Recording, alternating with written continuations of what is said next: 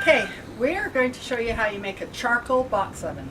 We went down to Speedy Pack and paid for a box the size we wanted. We got 24 inches by 18 inches by 12.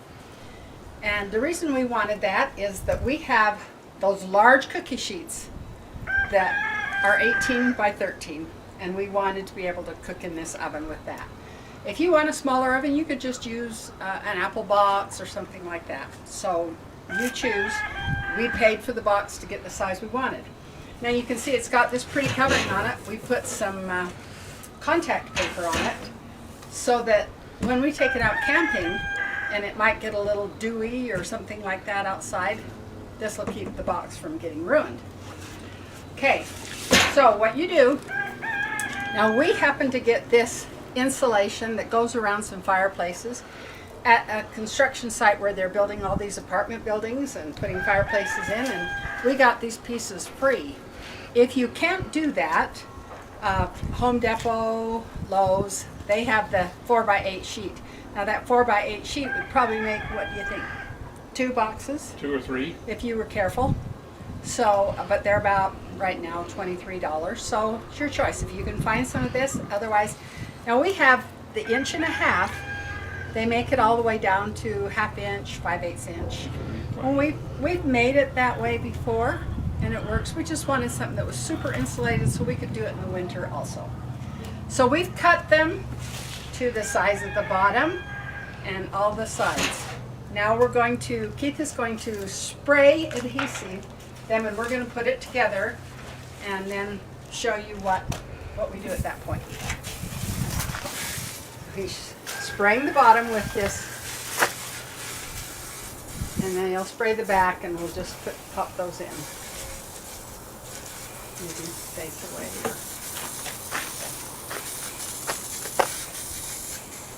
You could glue it with Elmer's glue or anything that would glue this in.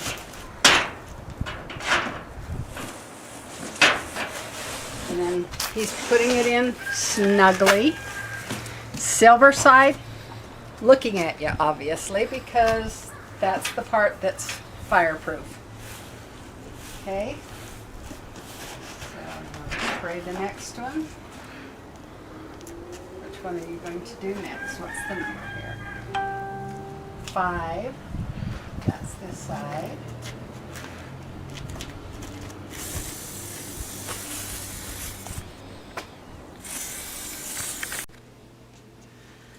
So this is the spray adhesive we used. It doesn't seem to be sticking really well.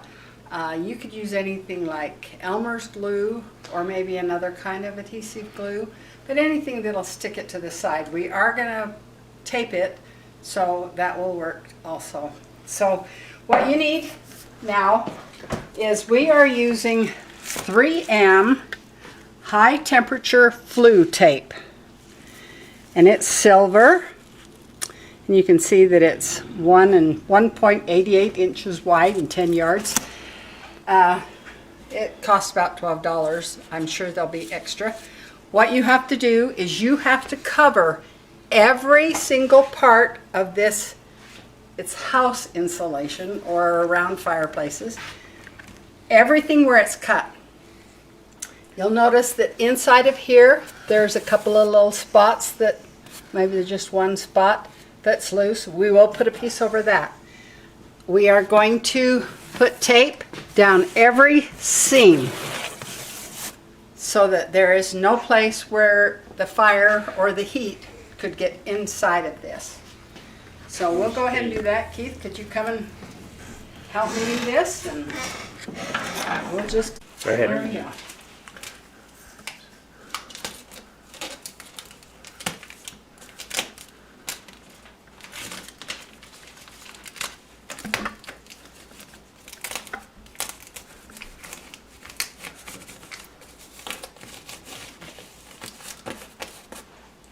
Okay, one done.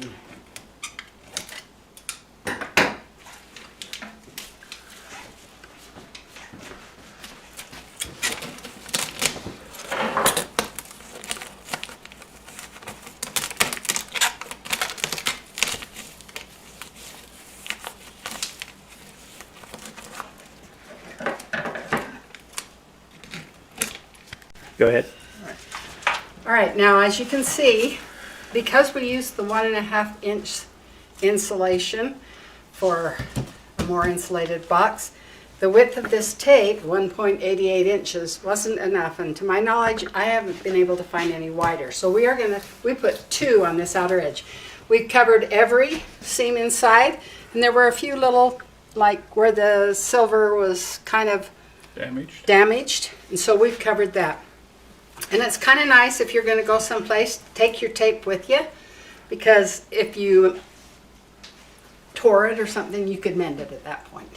Okay, so we'll go ahead and put a second piece on this.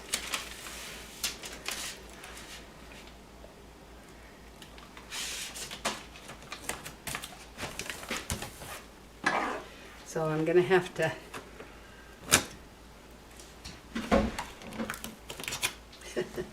wrong angle here.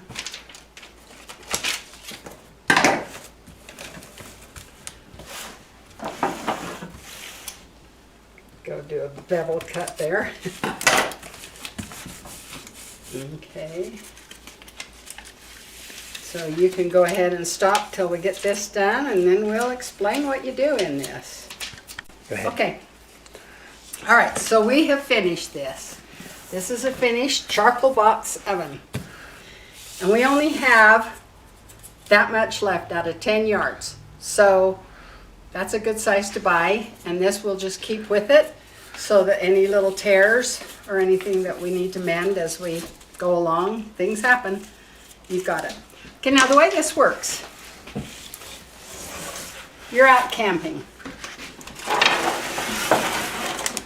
What I've done with the charcoal, let me tell you something, and I think we'll hook one where we stored charcoal, but I bought a 16-pound bag of charcoal. If you leave it in the paper bag that it comes in, just in your garage, within a few months, it's losing or lost about half of its heat power.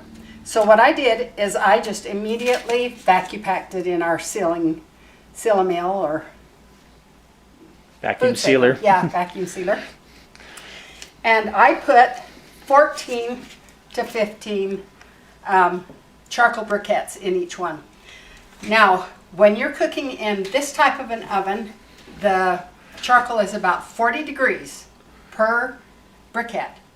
So if I want a 350 degree oven, I would put 9 in there approximately. That'd be 360, but it does start to lose, so that would be good. We've got some extra if we're cooking something longer. Maybe it's going to go 45, 50 minutes, an hour. We might want to put these other 5, slip them in about halfway through to keep the heat up. Okay, so on the ground in front of you, we would put an old cookie sheet. Now we're using this. You could use cans, you could use anything as your balance. This is just little cake cans that I had. And then you put the charcoal right here, obviously not in the bag. You've lit it and let it get good and halfway white, you know, and then you put it in there, and your oven will come down like this. So if I was doing some cookies, or I was doing brownies or something like that, I made this box so it would fit my big cookie sheet. You would go like this. Keith, would you put those rocks under there, please? I need one. No.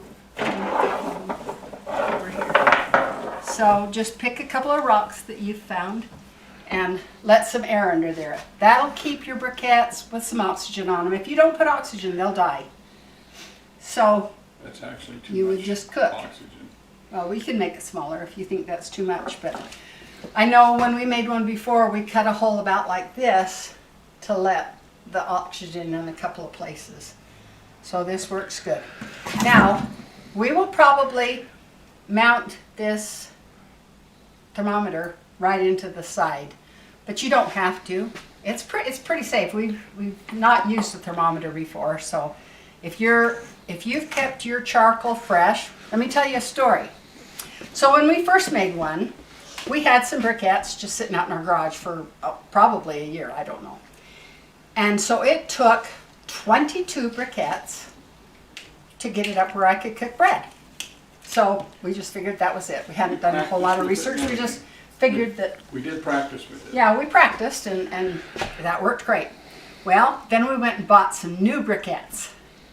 We put 22 briquettes in there and destroyed our oven because it probably went to 600 degrees. So keep your charcoal fresh and out of the oxygen, and it'll last as long as you want to. I figure we'll just put maybe 4 or 5 bags in here to store it, and when we go camping we could use it for several meals. And of course, anything that's left over, you could save it. It's going to last for a little while, obviously, so you don't need to throw the briquettes away that you weren't using.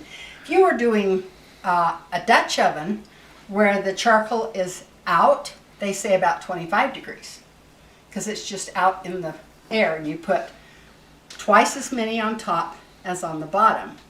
So if you had like a 12-inch, you might put 11 on the top and 5 on the bottom. And that's how you would cook with a Dutch oven. So this would pretty well work, but if you're a Dutch oven cooker, you might want to put 20 in a bag. This is what we use mostly, so this one works. And you could just easily, this doesn't get that hot, it's insulated, this doesn't melt, and so you just do that. So say you want bread, this will hold easy 2, Probably 3. maybe 3. So you could cook your bread in there, and it works beautifully. We got a standing ovation when we did it out in a Bowery because it was just like you came out of the oven. So there you go. Choose the size of your box, buy your pans. Some people just put tin foil on the inside, and it works.